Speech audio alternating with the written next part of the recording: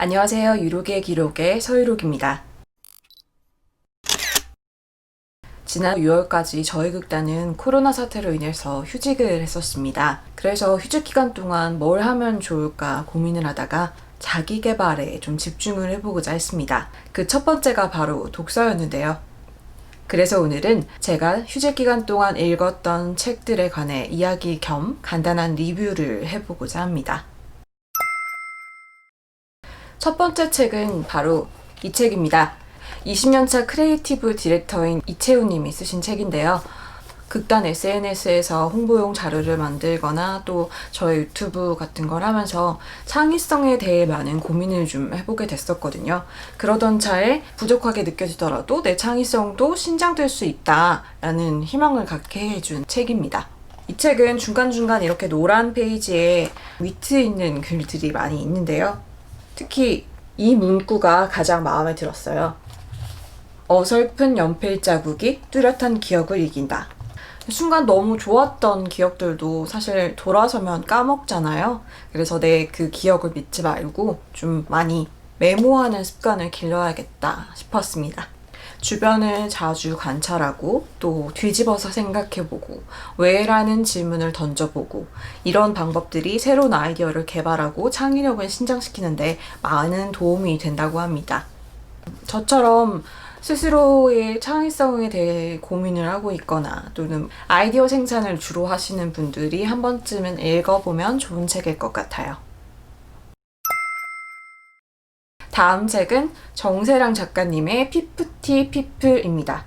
정세랑 작가님의 책은 이게 처음으로 접했던 거였는데요. 너무 제 스타일이더라고요. 팬이 돼서 정세랑 작가님의 작품들을 다 찾아보고 있는 중입니다. 읽고 너무 좋아서 지난번에 낭독도 한 편 한 적이 있는데요.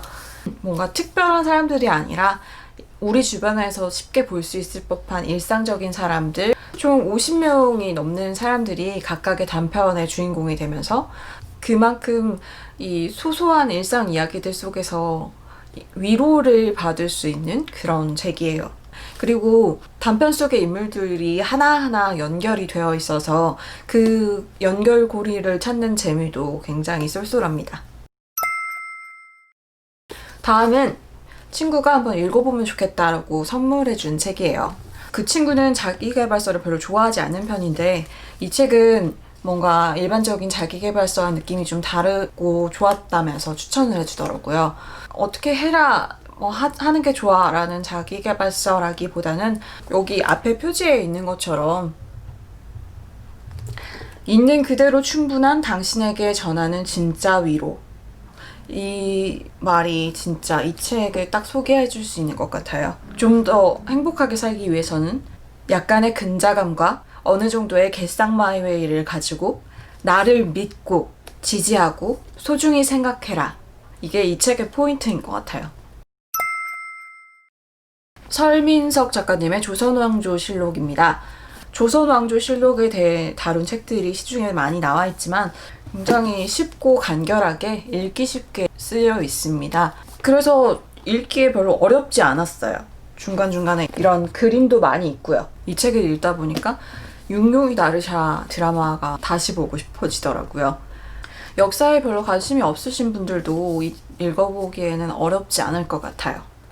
한마디로 이 책은 술술 읽히는 이야기책입니다. 다음은 김훈 작가님의 남한산성입니다. 김훈 작가님의 문체가 간결하고 깔끔해서 참 좋다는 말을 많이 들었었거든요. 그래서 좀 그 문체를 좀 배워보고 싶은 마음에 구매를 했습니다. 이 책을 원작으로 한 영화도 있죠. 이병헌님과 김윤석님이 주연을 하고 있는 영화가 있는데요. 소설을 영화로 참 잘 풀어냈다라는 칭찬을 많이 받고 있거든요. 그래서 이 책을 읽고 나서 그 영화를 다시 한번 봤었어요. 영화에서는 최명길과 김상원의 대립을 주로 다루고 있다면 저는 소설을 보면서는 오히려 인조의 아픔과 고뇌가 좀 더 눈에 띄었었어요. 이런저런 수식어나 접속사 없이 아주 간결하고 명료한 문장으로 잘 읽히는 소설입니다. 앞으로 저도 글을 쓸 때는 좀 더 군더더기를 덜어내는 연습을 좀 해야겠다라는 생각이 들었습니다. 다음은 속삭이는 자라는 추리소설입니다.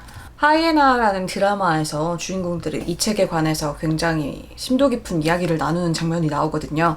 그때 보고 이 책이 뭐지? 라는 호기심이 생겨서 구매를 해보게 됐습니다.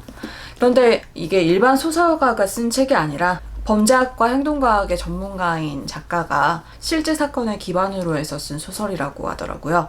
제목이 왜 속삭이는 자인지는 마지막 부분까지 읽어야 의미가 드러나는데 정말 인간이란 존재가 어쩜 이렇게까지 악해질 수 있는지 좀 놀라웠던 책이었어요. 추리소설을 굉장히 좋아하는 편이라 웬만한 복선이나 반전에는 별로 놀라지 않는데요.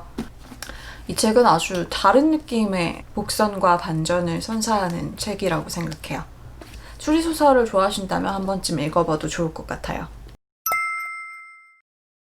다음은 바로 총균세입니다.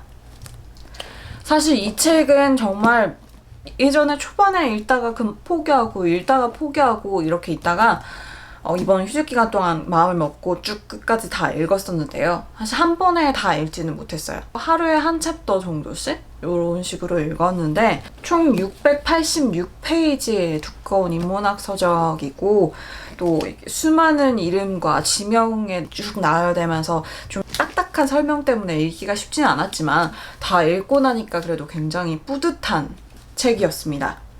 왜 이렇게 똑같은 인류가 사는데도 이렇게 문화적 차이가 생기고 발전 정도가 다른지에 대해서 새로운 관점으로 바라볼 수 있게 만들어준 책이에요.